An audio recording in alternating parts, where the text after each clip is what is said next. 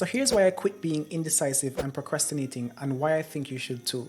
So other than the fact that it's depressing to remain in the same place for years without making any progress, if that's not motivating enough, then you want to consider these facts about your life that you might not want to become your reality. So the Bible says that a double-minded man is unstable in all of his ways, and a person who wavers in their faith is like a wave of the sea being tossed to and fro. And that was pretty much my own reality for a long period of time because I was indecisive about what it is that I wanted to do.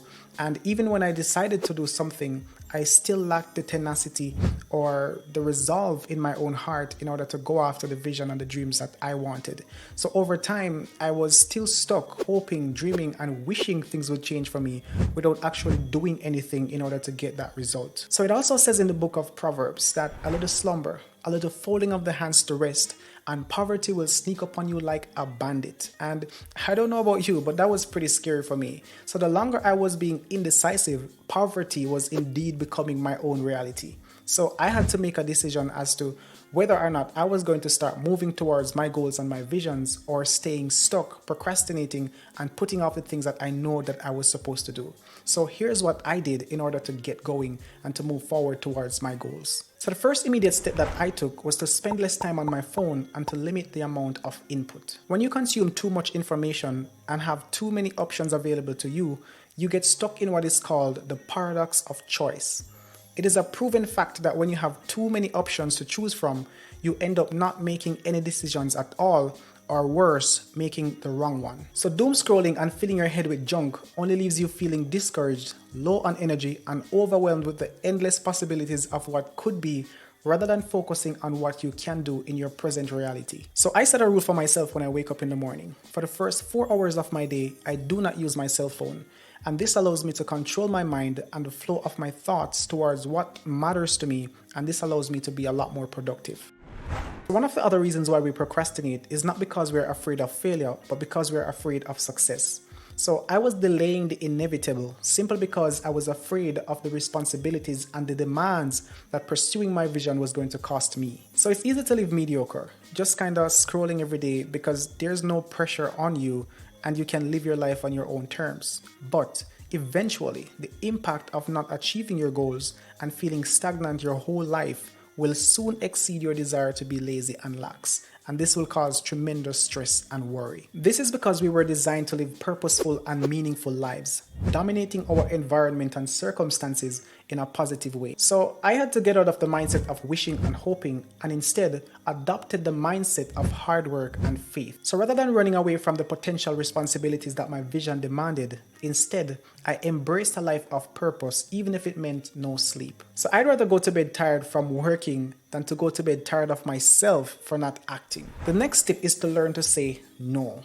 As my mentor once said, the enemy of right is not wrong.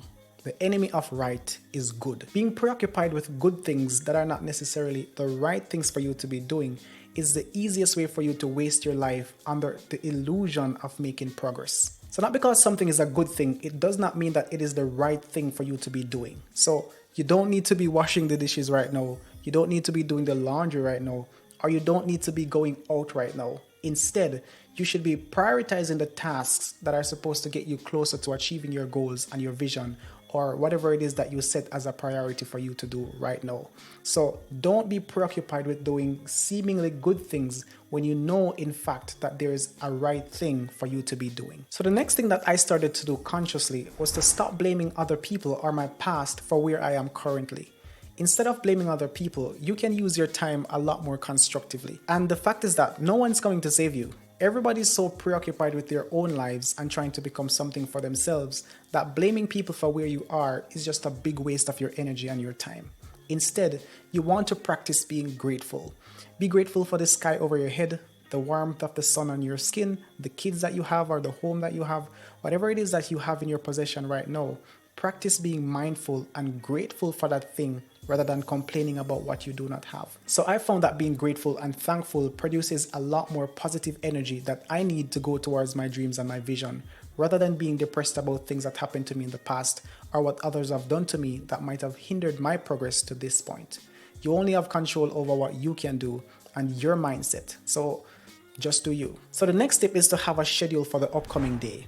I've found that going into the new day with a list of tasks to do makes me a lot more productive and energetic because I know what I'm going to use my time to accomplish, rather than just going into the day and not knowing what it is that I'm doing with my time. At least at the end of that day, you can have a list of tasks that you can tick off and you can feel a lot more accomplished having done a list of things rather than not knowing what you did with your 24 hours. So this increases productivity and gives you a sense of fulfillment for each day. So here's my final tip for you guys. Delaying working hard now simply means you're going to have to work twice as hard later to make up for the opportunities and the time that you have wasted. So turn this video off and get to work.